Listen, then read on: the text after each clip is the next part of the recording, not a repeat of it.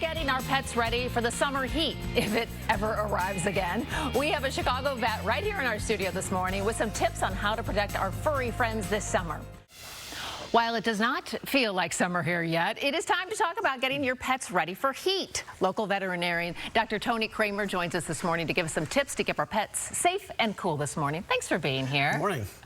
I feel like it wasn't that long ago that we were talking about how to keep our pets safe for winter. Now we're into summer. Last week, just about. I know some of the weather we've had. But you got to keep on your toes here in Chicago. So what are some of the things we have to think about when it comes to our pets? The first thing I want to make sure that we bring up is the fact that I just want to make sure people do not leave their pets in the car.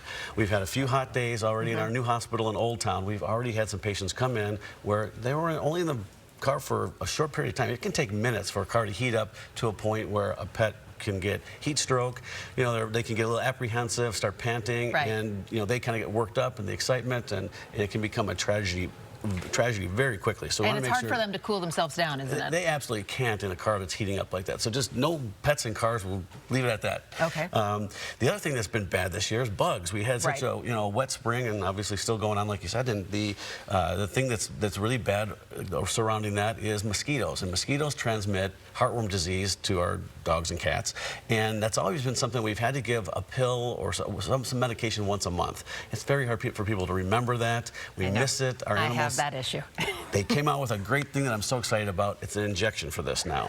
So you get an injection twice a year.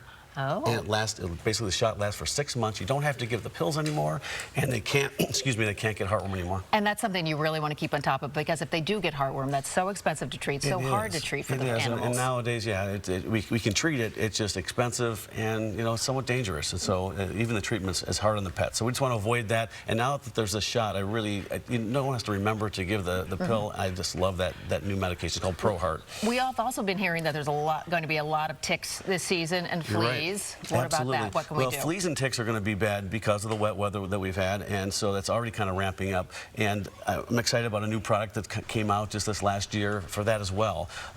We've had to use collars and sprays and that we worry about being toxic, and they literally they are poisons, but you try to do that enough to kill the fleas and ticks without harming your pet. Right. A new medication called Brevecto came out, and it's a little treat that you give the treat for a dog, basically a little oral thing, and it lasts for 12 weeks.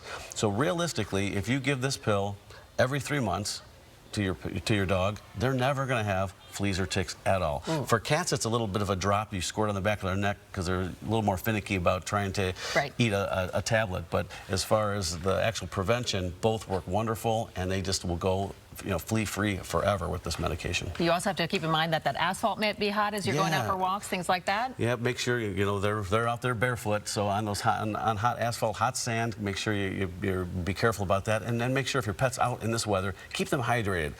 Bring along water and some type of a bowl to be able to keep them hydrated. They'll be much less likely to heat stroke if they've had some. Those portable bowls are great. It is. For more information on Dr. Kremer's practice, you can head to animalcareinfo.com. Thank you so much for joining us this morning and talking about our pets for summer.